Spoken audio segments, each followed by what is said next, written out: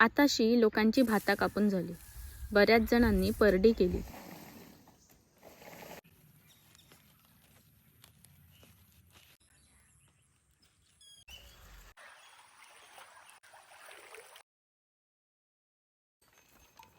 कोळीत पिठी हो कोकणातलो फेमस प्रकार.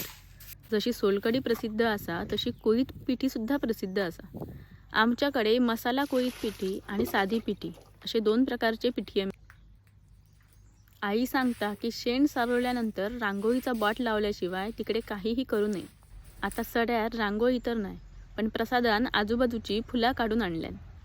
घाणेरीच्या फुलांची आम्ही रांगोळी काढली आणि मी माझ्या पुढच्या कामाक लागले. आज मी सड्यार साधी पिठी घेऊन इलय. त्याच्यामध्ये फक्त मिरची, मीठ आणि हळद घालूची लागतात. आणि फोडण्यासाठी तेल, कांदो आणि लसूण.